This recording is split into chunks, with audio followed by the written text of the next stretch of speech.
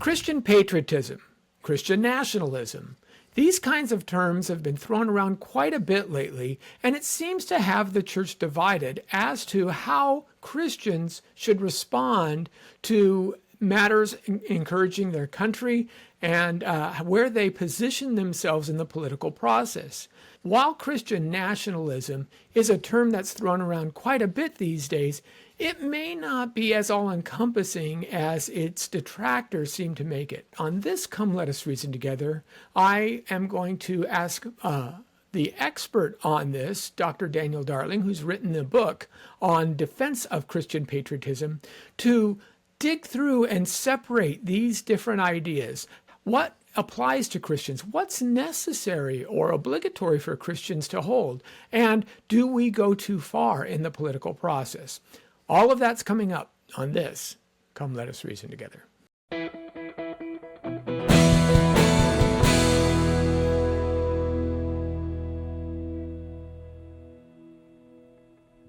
Good day again, everybody. Welcome to another podcast episode. And on this episode, I'm excited to bring to you a new friend that I've met, Dr. Daniel Darling, who's going to explore the questions and the spirit of the age, so to speak, of patriotism versus our faith. How do we balance these things? What's the proper approach? Are we going too far? Are we not going far enough? Or perhaps are we simply getting our cue cards from the wrong sources, from our social media or from our political vantage point as opposed to our faith?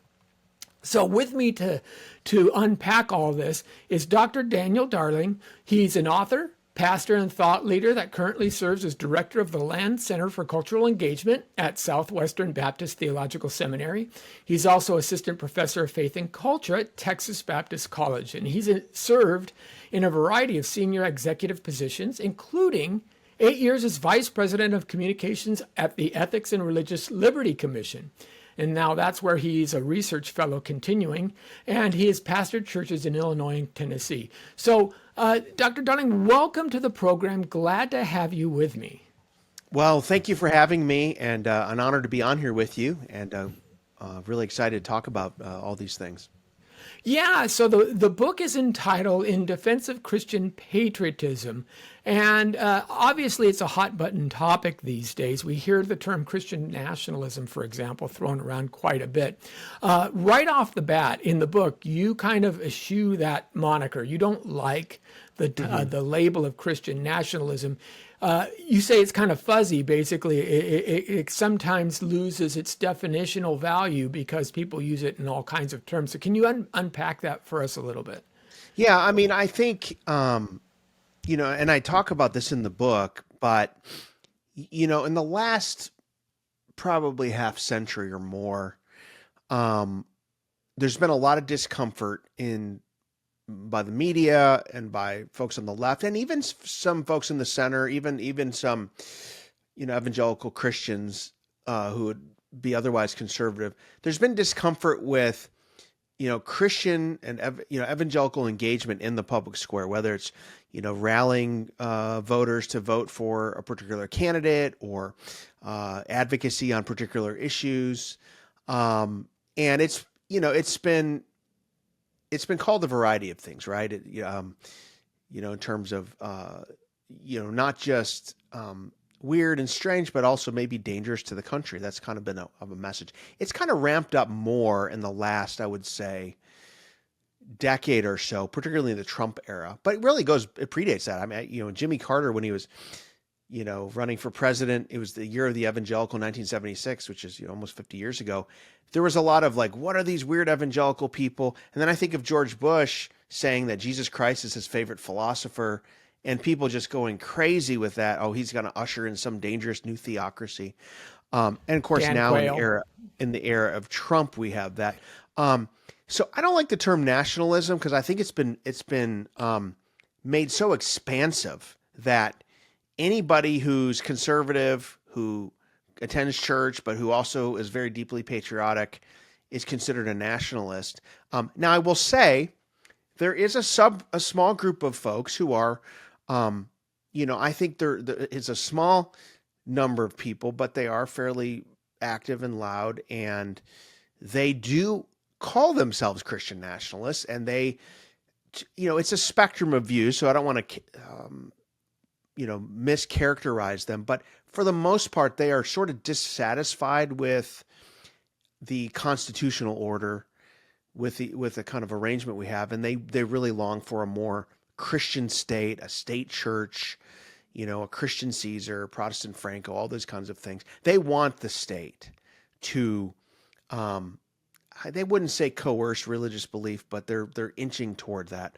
And I, as a Baptist, I believe in the American experiment. I think Christians should be absolutely engaged in the public square, should bring their values to the public square, should advocate for policies that we believe are good for our neighbors flourishing. I think we could also acknowledge the Christian roots of the United States of America, that our founders, were not all what we would consider, Orthodox believers, but they did understand the importance of religion and virtue and Christianity to make this experiment work.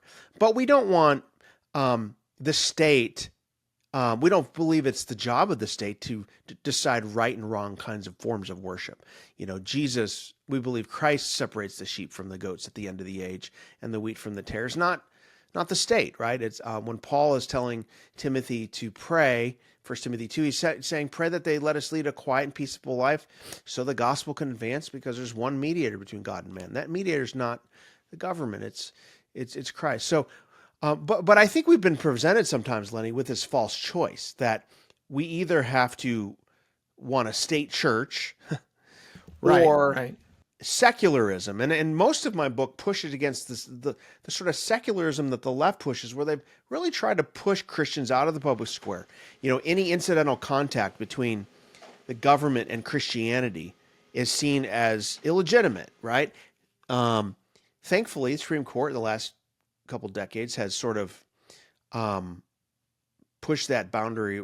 They've sort of said, no, you can't penalize Christians for being engaged in these things. But it's an ongoing conversation, and I think sometimes we have these two false choices, and I think that's not actually where most Christians are, and what I think our founders intended.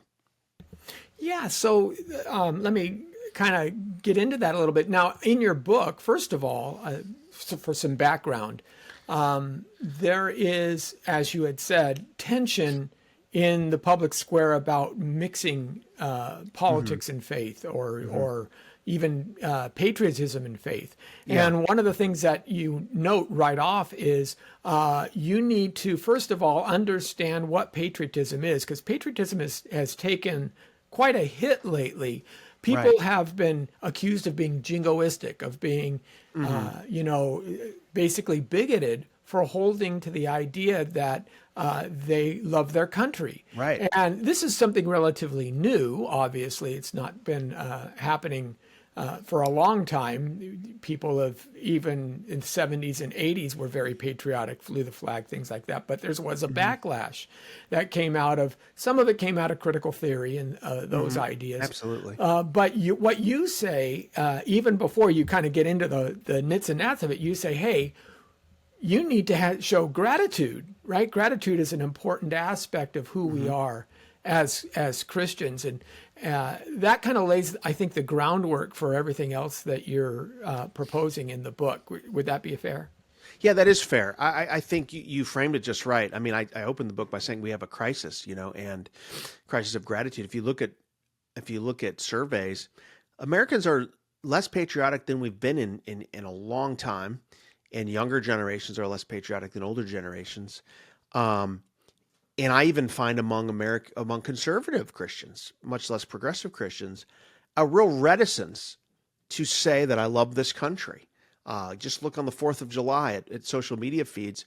A lot of folks will say things like, they'll have a million caveats before they say, I love this country. We're not perfect. We've done all these bad things, which is really ironic. On someone's birthday, you typically don't list their, when my wife has a birthday, I don't say, I love you despite all these flaws, right?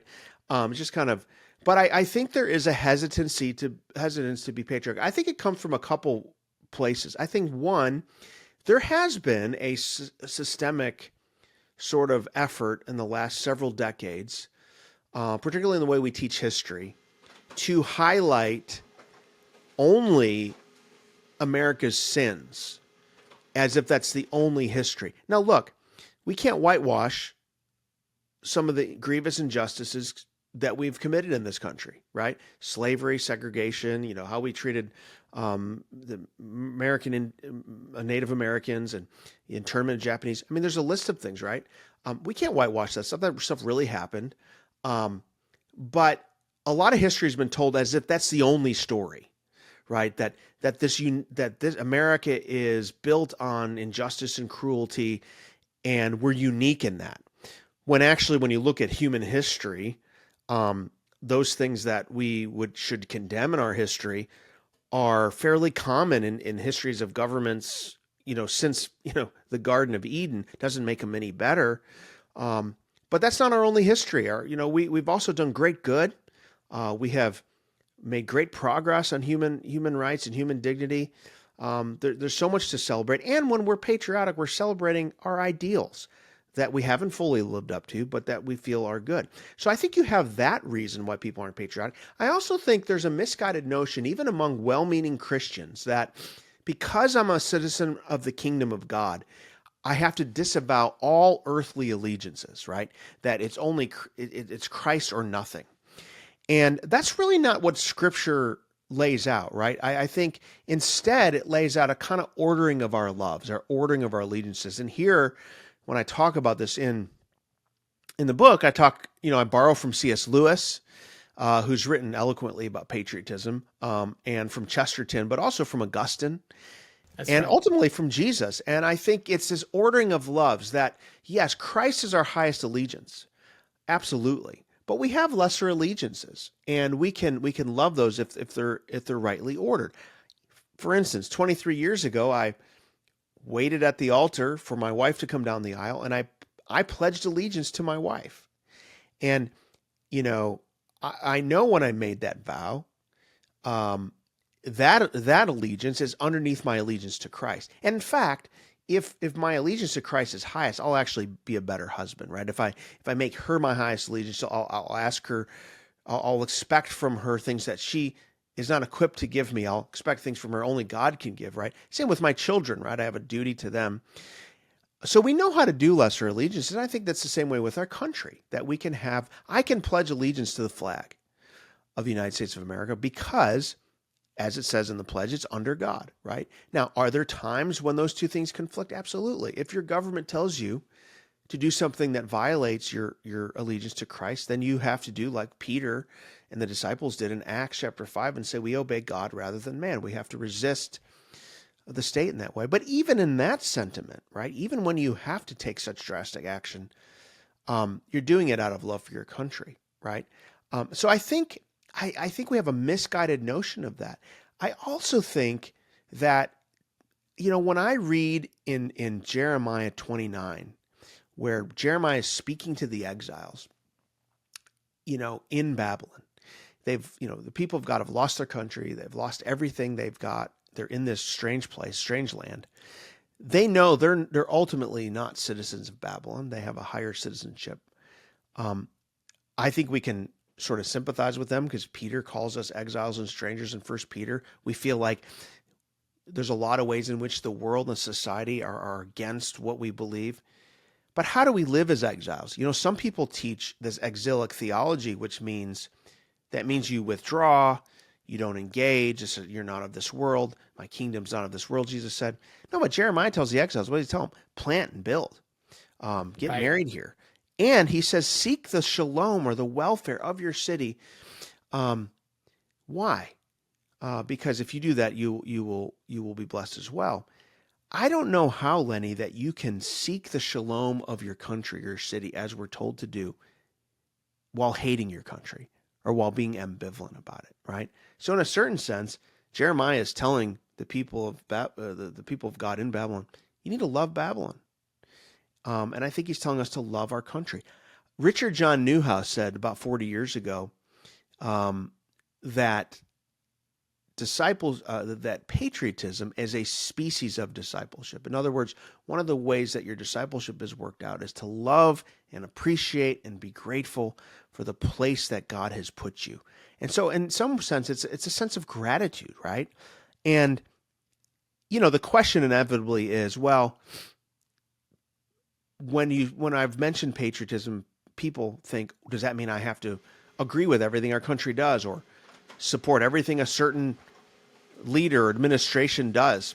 No, not at all. In fact, sometimes patriotism motivates us to oppose certain policies because we care about the country. I mean, Teddy Roosevelt has this great quote where he says, patriotism often means we oppose the current administration or oppose certain policies. So I think we need a well-formed idea of what patriotism is, particularly as we reach America's 250th anniversary. I think it's important for Christians. I don't think we can be indifferent to it. I think it does matter. Well, yeah, there's a whole lot there, but let's first take the kind of the biblical case I think that we can make. You mentioned Jeremiah as one example of that. Of course, if you look at the New Testament, we have several areas where engaging culturally makes sense. So I was just seeing something on X where somebody posted that says, the church was never supposed to be the morality police for the world. And I read through and I go, have you not read the Sermon on the Mount? Right. Have you never read that you are to be both salt and light to the world? So you're supposed to be an example, but you're also supposed to, inhibit degradation. You're supposed to retard spoiling. Right. So you're supposed to do both of those things. Jesus did say, give unto Caesar the things that are Caesar's. He doesn't say Caesar has no part of you. Right. He actually said you have to actually engage that. And the biggest one, and the one I think that people miss the most, interestingly, because we're going through this right now in my studies, is you look at Romans 12 and you look at the commands there. And a lot of people will read Romans 12, love your enemies, pray for those who persecute you. And they think that is a blanket statement of corporate engagement. And it's not. Romans 12 is a statement of personal approach. And the corporate engagement comes in Romans 13, where That's you're supposed exactly to, right. it's the same, as you say, ordering of loves. We did a whole show, matter of fact, on Ordo Amoris and went through Augustine's different aspects of what that meant. And I'll put a link to that in the bottom of the video. So from a biblical standpoint, you can't just wave this away. From a cultural standpoint, I think you're right. I think there's a lot of misunderstanding what patriotism actually entails. But I think if we were to look at it in a similar aspect to relational, any other kind of a relational engagement like family, of course your first and your highest order of love is your wife and your family. That's the person to whom you've pledged yourself. And within the family, that's the person who takes precedence. Your kids are number two. Your kids should never come between you and your spouse. In other words, you should never divorce your spouse or try or separate your spouse from your kids unless there's something grievous going on beyond that. But then you have extended family and they're third. And again, you understand your kids are going to do things wrong. Your spouse is going to do things wrong. You don't, as you say, you don't talk down to them in the public or talk about them in the public. That, I love my wife except for these. Right. Kind of that. So a national understanding representatively is the same thing. You try to correct the wrongs. Absolutely. That's true. But we get into this idea, for example, when you use the term when you use the term, American exceptionalism, right? American and is exceptional. People will immediately draw back and thinking you're saying somehow Americans are morally better or Americans are somehow physically superior or mentally superior or something like that. And it's just complete misunderstanding. What American exceptionalism means simply is the country is unique. There has been no other country before or since that was formed not on the basis of either geography or shared language or shared cultural attachments. The only thing that binds all Americans together is a shared ideal. And I know of no other nation before or since where that is the actual only thing that binds a country together. That makes us unique. That makes American exceptionalism something different. The Constitution is a document unlike any others. And I think that, again, we confuse things when we think that that's a jingoistic claim. Yeah, I agree with that. And everything you laid out there is so true. And if I could say something about Romans 13, you're so right. I actually teach ethics here at the seminary, and we can love our enemies and we can not take vengeance interpersonally because God has designated those things to the state, which bears the sword to punish evil and reward good, right? Those Romans 12 and Romans 13 actually go together, right? They're just they go expanding together. circles. Yeah. So anyways, but when I think about the system of government that we have, I mean, look, when Paul's writing to the Christians in Rome, or when he's writing to Timothy, or when Peter's writing to the church, talking about the relationship with the state, he's laying all these things out, but they did not have power and agency to change things, right? Paul would not have voted for Nero, right? So all they could do was pray for freedom to live out their faith, right? In 1 Timothy 2, he's praying for that. But he does clearly say what the role of government is to reward evil to reward good and oppose evil. And that governments are a servant of God for good. God will reward or he'll judge governments. He judges the nations. We have to ask ourselves, in a country that is where our documents begin with "we the people," it's the consent of the governed. As Lincoln said, it's of the people, by the people, and for the people. I don't think it's merely the people in elected office who will be held accountable by God. That's they right. will be. They absolutely will be. But it's us. We steward this power. Now, we may wish we had more influence. We may wish our ideas or our candidates got more purchase or got more. But, we have a citizenship that can't just be ignored. It has to be stewarded. And really, to do nothing is to do something. It's to baptize the status quo. If you were a Christian in the antebellum South and you say, I'm just going to wash my hands of politics, I'm not going to say anything or do anything, what you're in effect saying is that I have agency to say something or do something about slavery or segregation, but I'm not going to do anything. Well, you're saying that the status quo is okay. And so I think when it comes to engagement, it's incumbent on Christians, based on your calling, based on your gifts, based on what opportunities you have, and that's different for everybody, to be engaged in that way. And as you said, that tweet about, we're not supposed to be the world's morality police is just full of non sequiturs, right? Like every law is based on some moral argument, right? The law that says don't murder is based on the moral argument that murder is wrong. So in a sense, every law is some act of morality. And so I think when it comes back to patriotism, it's simple gratitude, it's stewardship of our citizenship, it's loving the place God has given us and sent us to. And, even American exceptionalism, I have a chapter on that in the book. And the way I think about this is in a couple different ways. And I'm borrowing a little bit from John Wilsey, who has a phenomenal book on this. There's a few different ways to think about American exceptionalism. As he describes, there's a closed exceptionalism where we say America is the greatest nation in human history. It's the greatest experiment in human government. And I believe those things, by the way. Therefore, that gives us the right to do whatever we want, manifest destiny, conquer nations, all that. I don't think that's a good and Christian way of viewing American, our exceptionalism. But there's an open American exceptionalism that says we do have the greatest nation in the history of the world, we feel, and this experiment in ordered liberty is unique. God has given us much. To whom much is given, much is required. Right. God's going to judge us for our prosperity. Are we generous? Are we open-handed? Are we using our liberty for the advance of the gospel and for human flourishing?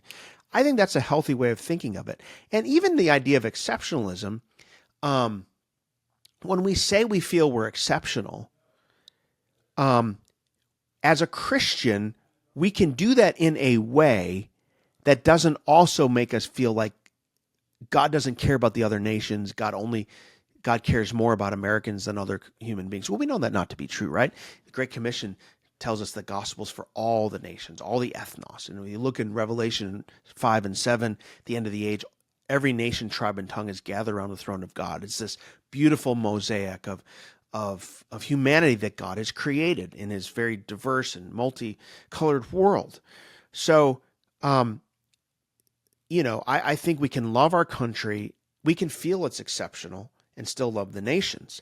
And Chesterton talks about this in his wonderful essay on patriotism, where he says, well, of course, and Lewis says this too, of course you're going to think your place is the best, right? Like whenever I go on vacation, I love going traveling, but I do want to come home. And I do think my home is the best home, right? I'm married to a Texan. We live in Texas. And if you know any Texans, they feel, yeah, those other states are nice, but man, Texas is the best one, right? There's a natural affection. You think that about your family, right? My family's the best family. That doesn't preclude us from being generous and loving the other families or loving the other states, or, when we think about patriotism, loving other nations. And I actually think Christians know how to do this well, because if we're being discipled and we're going to church every week, we're every week hearing about another king and another kingdom that's tempering those passions and putting them in the right place. And so I don't think it's unhealthy at all and then I think, lastly, from an objective standard, when you look at the United States of America, it is unique, right? Absolutely. Yeah. David McCullough, I have a quote from the late historian in my book, and he talks about there's no other country that does this, that has been able to sustain this kind of, peaceful transfer of power and this experiment in liberty that we have. Doesn't mean it's going to last forever. Doesn't mean it's perfect, but it's pretty exceptional. And it's okay to feel that, to see that, and look at that, and appreciate that. Yeah. So, first I have to tell you that you reminded me of an old joke about the scriptures when you read, St. Paul, for example, he was a Southerner, right? Because he starts every letter off with grace and peace be to y'all. Yes. But we know he wasn't a Texan, because he writes, whatever state I find myself there, and I am content. That is right. He could not That's have been. exactly right. Could not have been a Texan. Okay. That's good. But over to your other point, and you make this point well. We have to engage. What was it that Chesterton said? The modern man goes to one meeting where he learns that the flag is nothing more than a bauble, and then he goes to a political meeting where he's squabbling over the border rights to that bauble, that kind of thing, and he makes those very clear points in that. And we have to engage as Christians, as you say, because I do believe, as you, and I've held this position also, that Romans 13 applies to us because it's we the people. It absolutely does. So, but two things actually fall from that. Two questions come from that. One is, what happens when either we assume that there is no room for others. If the government is upon our shoulders and we're Christian, so the Stephen Wolfs of the world maybe, and folks of this nature who identify themselves as Christian nationalists, who want to, through force sometimes, and sometimes again they don't make the distinction between individual responsibility and governmental responsibility. All right, I think that they take governmental ideas about the sort and they put them on the individual. I ran into a man in the airport once when I was traveling to a conference, and he was along this line, and he couldn't believe he was having a hard time accepting the whole turn the other cheek or don't curse your enemies, right? He thinks that the government should be out there crushing the people who aren't complying. And that because we're a Christian nation and we should be enforcing Christianity, that just broke down. At the reverse of that, though, I see the government infringing upon matters of the church as well. And the biggest example there that gets a lot of popular play is through the command to be charitable, charity. And what happens is, especially a lot of folks on the left will push for more taxation so that we can provide certain social services. And what that does is two things. First of all, it's traditionally been the role of the church to provide hospitality, helping, those kinds of things where people are in need. And it's also been something that, as a Christian discipline, individuals are told to do, told to give generously, because it's a teachable moment. It's something that is spiritually forming.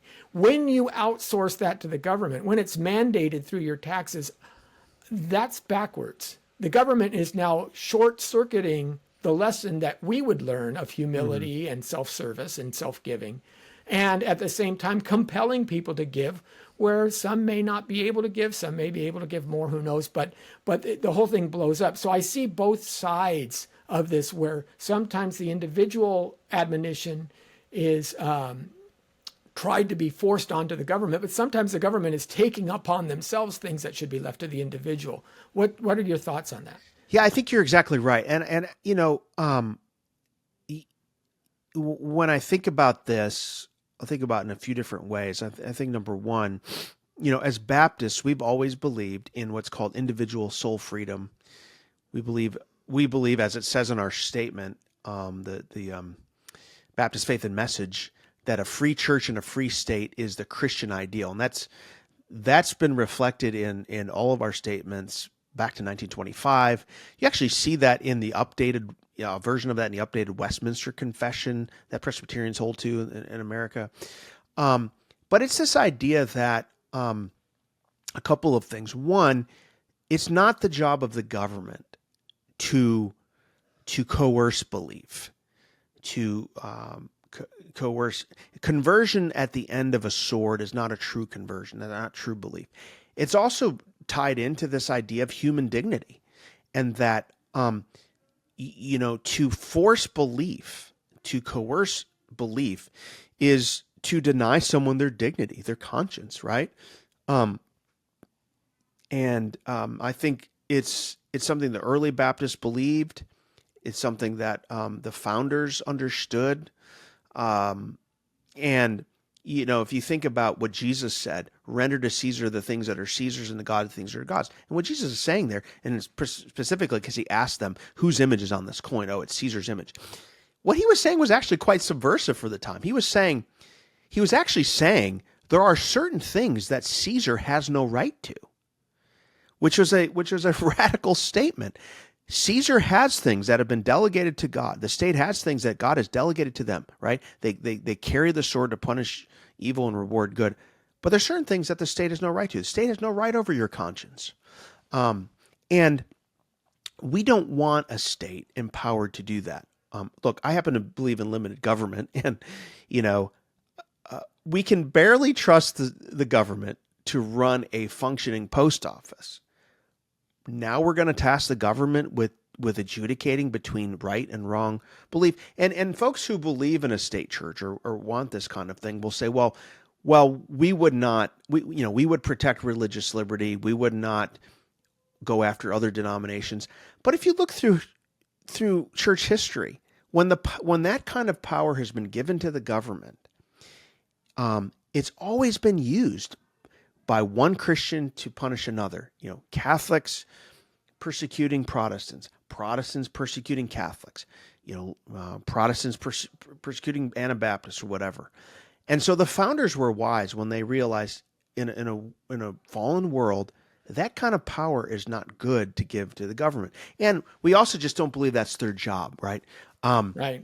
I think it's also grounded in a real distinction between what God's expectations for theocratic Israel, which were unique to theocratic Israel, to be a light to the nations, and God's expectations for every other human government, right? The way he judges the nations and the prophets, the way he judges, even in the Noahic covenant, where there's a kind of a modest expectation for human government, right? protect innocent lives, let families, grow, all those kinds of things. I think you carry that in the New Testament, and it's pretty clear that God has very modest expectations for human government. 1 Timothy 2, let us live peaceful and quiet so that we can, advance the gospel. So, I just don't think we don't think that's the job of the government to force belief. Now, that's different than saying that means you should push Christianity out of government altogether. That, when Christians serve in these roles like president, Speaker of the House, that they should not bring that with them. No, that's not true. As Richard John Newhouse said 40 years ago, there's no such thing as a neutral public square. Everyone's bringing their gods to the public square. And as he said, a naked public square will be naked for not very long. Something will fill it, right? And so why do we tell Christians, you have to leave your values at home, but everyone else can bring theirs, right?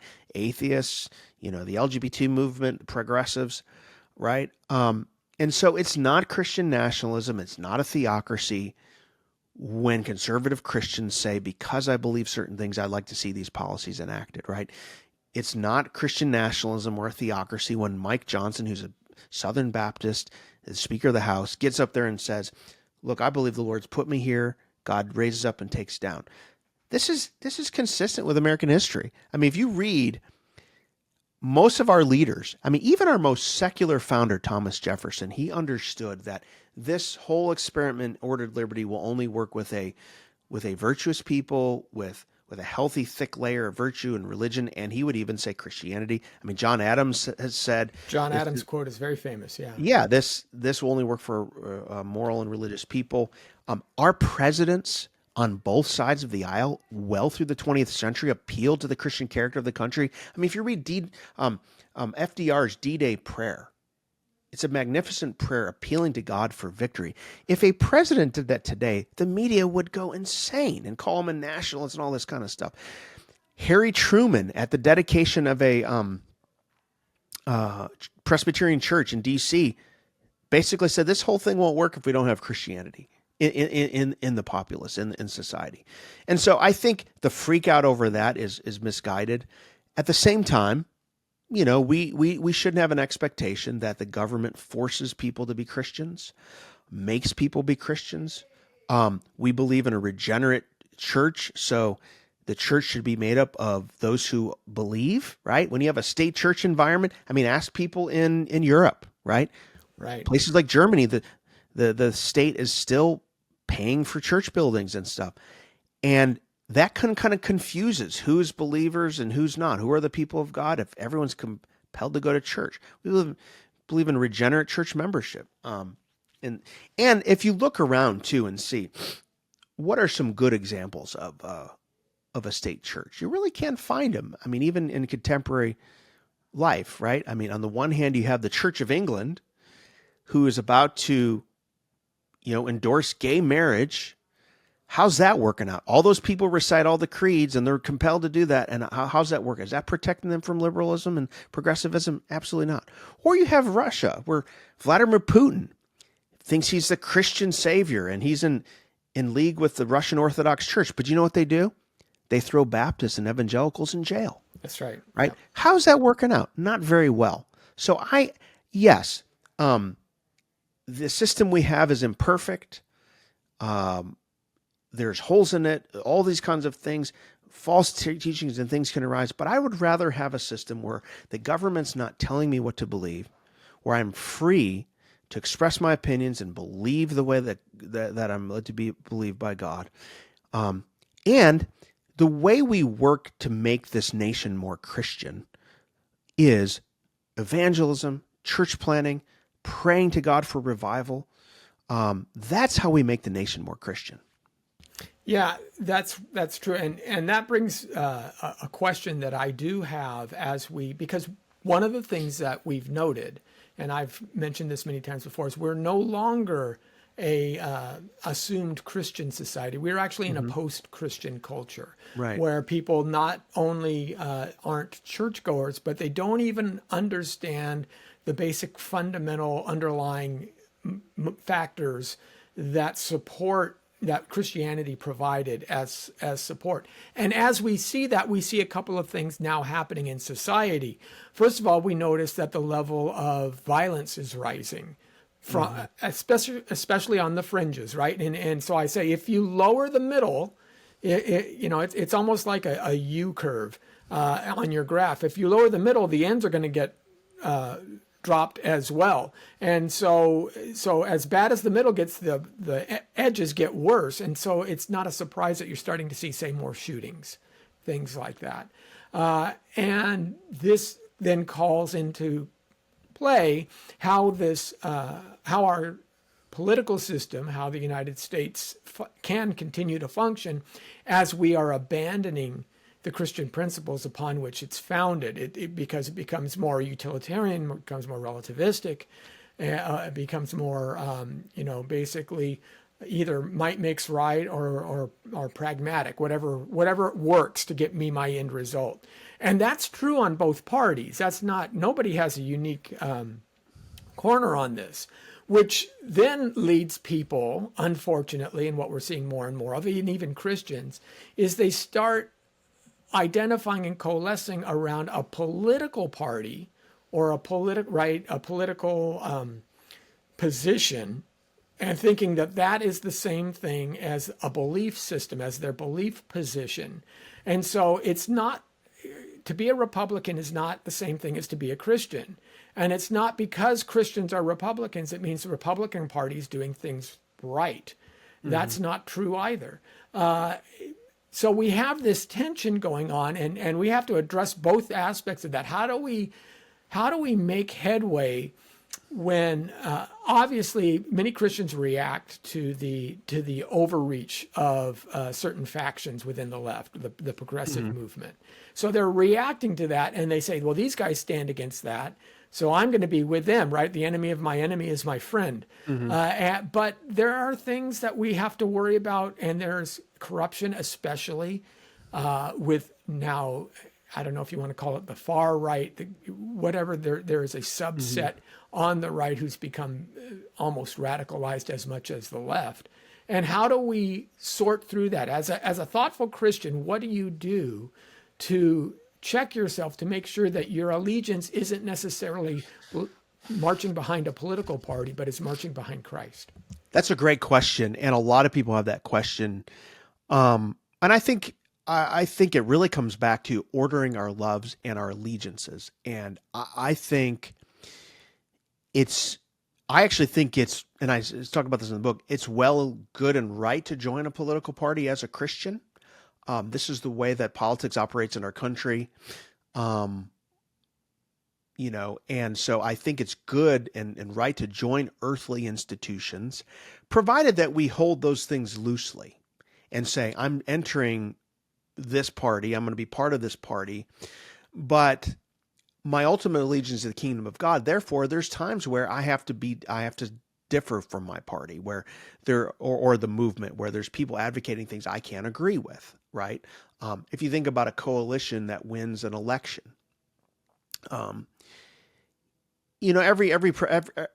every successful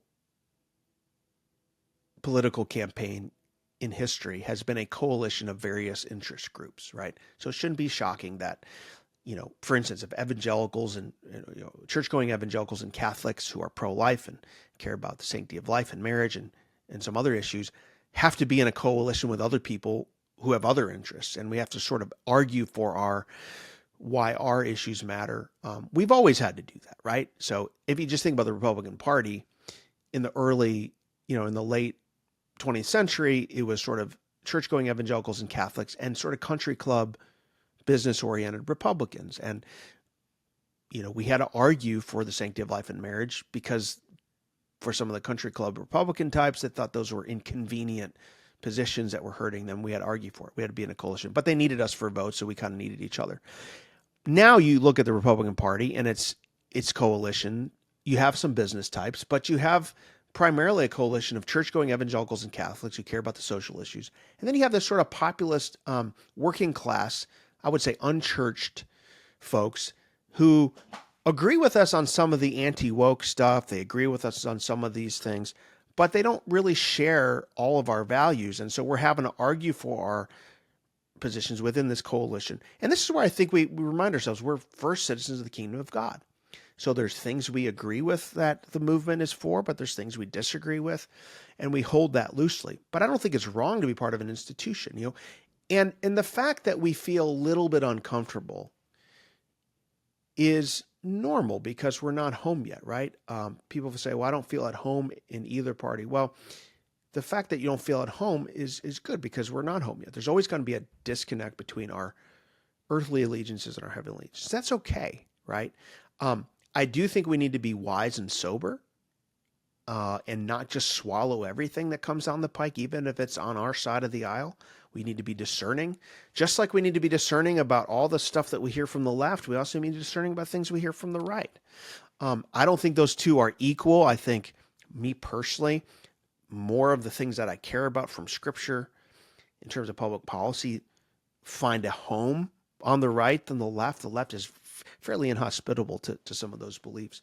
But that doesn't mean everything over here is good and right. And we have to be discerning about that. Just like we have to do in a lot of areas of life. We're Christians first. But what's actually interesting, and one of the things I try to say in this book, and I've been saying a lot of people look at that and say, well, this is the reason that I don't get involved in politics. There's too much over there that I don't like.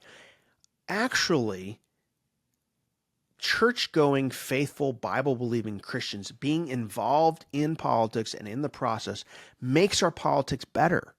Right. So if we abandon the movement or the party or the politics in the country, then what will fill it will be worse. And I think church-going Christians going to church every week, hearing the word, reading their scriptures, worshiping Christ above all, it tempers our passions, and it actually helps us do politics in a way that is redemptive, right? Like, I argue this even to secular folks that are like, they think Christians being engaged in politics is dangerous. I said, actually, it's good for democracy because people in politics who have a realistic sense of what we can do are the best kind of people, right? We understand that there's a lot of good we can do, but that we can't ultimately fix everything. We can't usher in the kingdom by ourselves. We're looking for another world. So it gives us a sense of realism, right? Why we have extremes in this country and why people resort to political violence is because people have replaced religion with politics. Right. And politics is a very useful vehicle for human flourishing, but it makes a very poor religion. And so you actually want people who have a higher allegiance in politics so they don't make it a religion and ultimate, right? But if politics is your religion and everything's existential, well, then all the barriers are going to lower pretty quickly. And you're going to say, you're going to resort to things like violence. I think that's largely a problem on the left where, you used to say 30, 40 years ago, both parties went to church. Increasingly, the left doesn't go to church. And so, politics has become their church. Now that there's an element of that on the right too, right? The sort of unchurched folks. But I think, having church-going people in politics really helps makes our politics better, and makes sure politics doesn't become religion. And I think there's examples of that even in Scripture, right? I use the example of Jonah, where Jonah loved his country so much that he resisted the mission of God. He didn't want those people to see the mercy of God. He had those things improperly ordered, and we can get that way. Christians can get into politics and let politics take over and shape their values. And we need to see our presence in a political party as, and I have a friend that says this, that we should see our political parties not as a home base, but as a mission field. Meaning, I want to bear witness to Christ in this party, in this movement, in this country.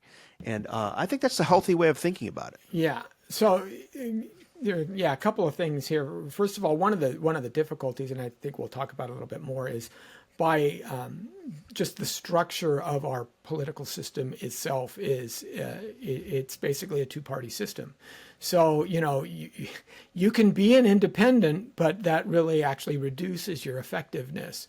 And by having to join A or B, red or blue, then you do get, of course, you get the extremists on both ends of that, but it makes it sound like more people are enjoined into whatever belief system you're carrying because they're part of your party. And you're just stuck with a two-party system. It's interesting, Washington, in his farewell address, he gave two bits of advice. One was, don't get involved in all those nuts wars in Europe. Don't, and we did pretty good with that, right? We held off almost to the 20th century in not, Monroe Doctrine and all this stuff. We were able to. The second one was, don't break into two political parties, because it's just us versus them. And we immediately, it was, Adams and Jefferson, so we got that backwards. But that's one of the, I think, the tension points. Other things, though, that you had mentioned, especially how we as Christians can actually affect a better understanding and a better view in our political process by being involved. Let's take a contentious issue. And this is something that I raised up before. Take immigration and illegal immigration problems, right? The open borders policies of past administrations. I don't think anybody that's looked at any of the numbers could say that it didn't encourage more folks trying to cross the border, trying to get in. It was. I mean, if you look at the border stoppage statistics from Trump 1 through Biden to Trump 2, it's pretty clear. Now, one of the reasons why, as a Christian, you should be against open, not enforcing immigration policy is because that immigration policy is there and it's protective for the immigrant. For example, one of the things that also increased when those border crossings were increases were the number of coyotes that were taking individuals across, abandoning them, and having many of them die. They were just simply stealing money. And one of the reasons why you say, no, that's not the way to do it, is because you're protecting those people from being abused. In the same way as you say prostitution shouldn't be legal because human trafficking actually exists. If you're coaxing money from men for sex, then what they're going to do is they're going to get girls hooked on coke or meth or whatever, and they're going to start doing human trafficking so that they can make more money. They will abuse people to gain value from them. And so the law against prostitution is there to help protect the individual who would be sex trafficked, and the law against immigration is there to help protect the individual who would be abused in immigration. But nobody makes that argument in this debate. It's kind of self-driven, not others-driven. And Christianity, by its nature, should be an others-driven understanding. And I think if Christians were to understand that way and make that debate, that's a lot harder for the other side to shut down.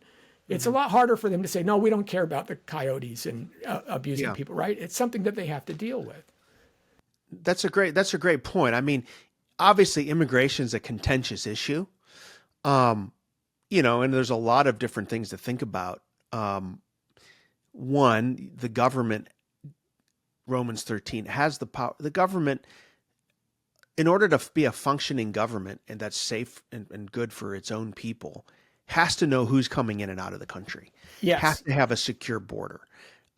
You can't flood. You can't just let anybody walk in. You just can't. That's not only is that not a good policy, it's not even a humane policy, because as you said, that incentivizes all kinds of terrible behavior, the human trafficking, the all kinds of terrible stuff. And so, obviously President Trump has been able to kind of get a handle on the border issue. Now, I think good Christians can disagree in terms of, okay, what levels of immigration should we have? I happen to think that legal immigration that's vetted and controlled is healthy for the country. Yeah, I agree. I think some of the most patriotic people that I know who love our founding ideals, even more sometimes than we do, are people who have come from places where there's tyranny and they're escaping tyranny. Many people who are coming here are people who are persecuted Christians who want safe haven, and they come here and they enjoy the country, they work hard, they make the most of their experience. I think it's okay for America to say we only want people to come here and emigrate here who truly want to be here and love our ideals. But Christians are going to disagree on the right levels, and it's okay for the government to say, and have conversations about what level of immigration is healthy for our country in terms of assimilation, right? So even if you think immigration, healthy levels of immigration are good, you have to think how many people can you bring into a society before it gets imbalanced. And so all those conversations are good. It's not mean-spirited to think through those. Christians should debate these things. I do think we really need to avoid a couple ditches on immigration. I think one is this sort of open borders where anybody can walk in, and it's mean to have borders and all that. That's nonsense. That's not a Christian way of thinking. That's not even empathetic. It's not even humane. On the other hand, I do think individually, while we're having these debates, the immigrants in our communities, we should love and reach out to and try to help, if they come to our churches. A lot of our churches are teaching English and helping people get assimilated. I think most people that oppose illegal immigration do it because it's a violation of law and it's bad policy, as we talked about. But we have to be careful to have a tendency to sort of, sort of hate the immigrant or blame them for all of our problems, or even kind of get into sort of a, where we may prefer or think certain races are more preferred than others, and all that's the kind of stuff we should avoid as well. But I think, it requires balance and thinking through this from a biblical standpoint. Yeah. So in your book, you have you divided the book into two main parts, right? You had part one, patriotism is a duty, which we pretty much talked about, and then you have it's not good for man to be alone, and chapter 9, restoring e pluribus unum, which it's touching on these ideas, assimilation, things of that nature. Why don't you expand that a little bit more? What you mean in that chapter? Yeah. So repeat that again. Walk through that again. Well, the book has the second part is has 5 chapters in it titled "It is not good for man to be alone." You have Christianity won't abide lone rangers, the war on the family, Christians can't abandon schools, right? Which are all yes. interesting. But chapter 9 specifically is restoring e pluribus unum, out of many one. And we talked about assimilation a little bit, but tell us how you see that playing out, e pluribus unum. Yeah, so in the back half of the book, first half of the book, I talk about patriotism, American exceptionalism, political engagement, all these things, and how Christians should think about these, which I think is especially important as we approach our 250th anniversary. The back half of the book is like, okay, how do we renew the country? If we love our country, how do we renew it? And I really talk about several areas. One, obviously, I think the church is still the hope of the nation. Strong churches make for strong, healthy citizens and all that. I think the church is the hope of the world. I'm a pastor. I love the church. I think the church is the hope of the world. Strong families. The family is a building block of every society.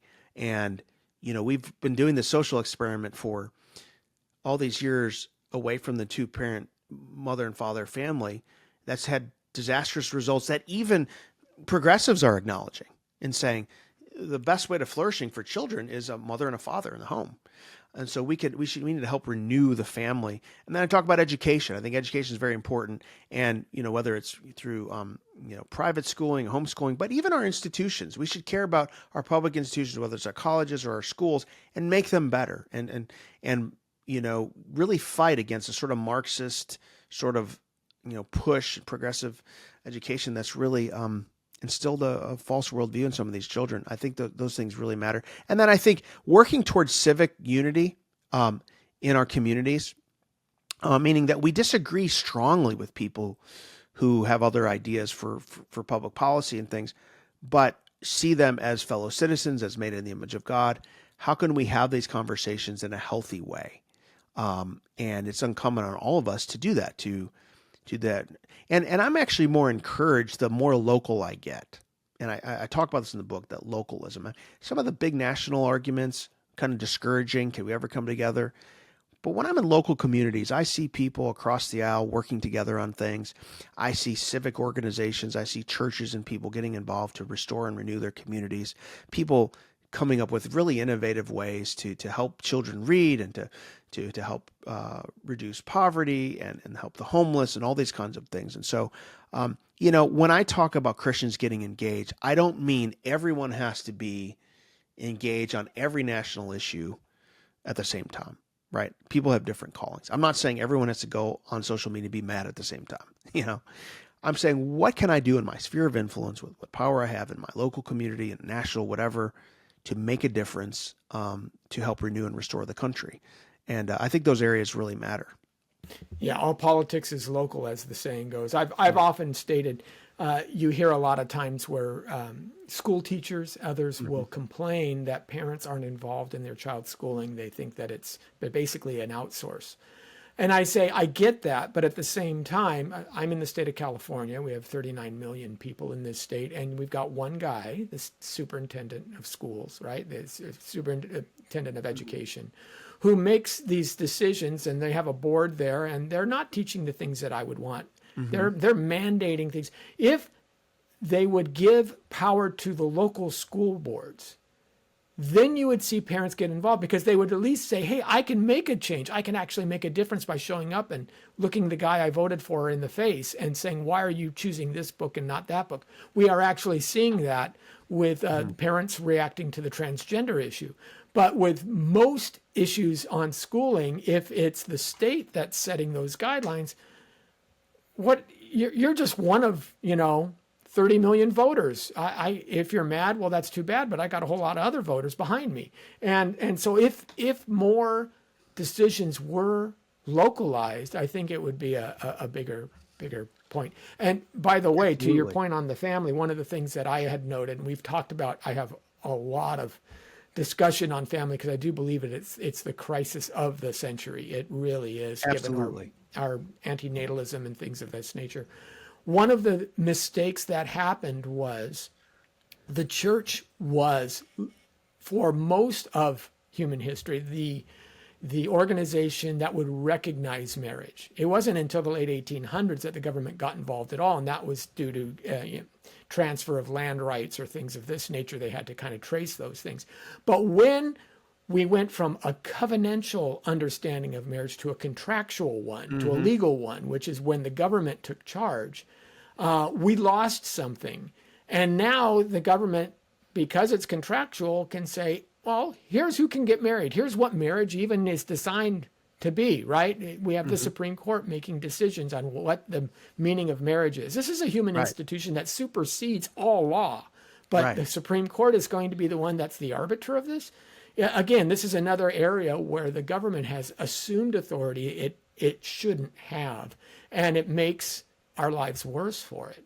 And so those are a couple of issues I think that we have to think through. And the question then becomes, what else are we, if we don't get involved, what else are we likely to see ceded away from the church and given to the government? And I think that that's a real danger, that we can see more things that shouldn't be part of the governmental entity placed there just by neglect.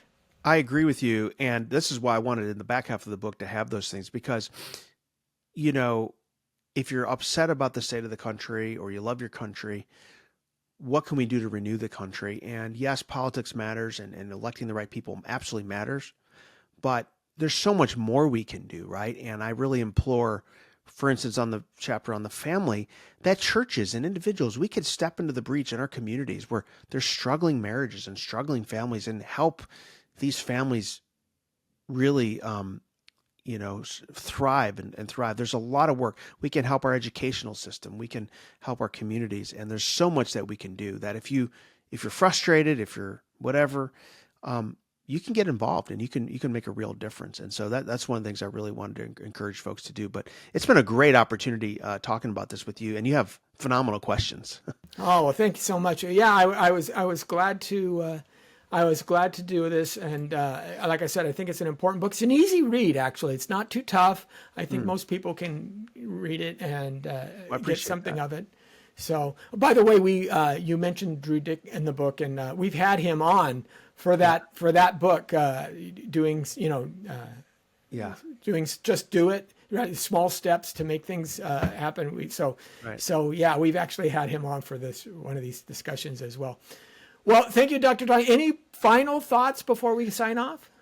Well, I just want to say, I hope people read the book, engage with it, and come away with a love and gratitude for the country God's given us, and a desire to help renew and restore our community. I want to say that I'm bullish on America.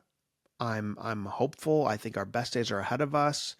I'm bullish on the church. I think that I'm not cynical about those things. And, we only have so much time. God has sovereignly put us here in this time, in this place, in 2025. And let's pray as Moses does in Psalm 90, to teach the Lord to number our days so we may apply our heart to wisdom. Let's pray that we, in our time, are faithful with stewarding what God has given us. All right. Thank you so much. We'll put a link to the book below, and I wish you all the best. Well, thank you. All right.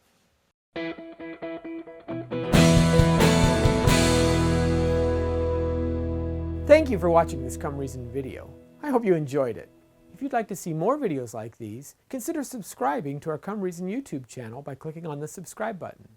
And you can follow us on social media.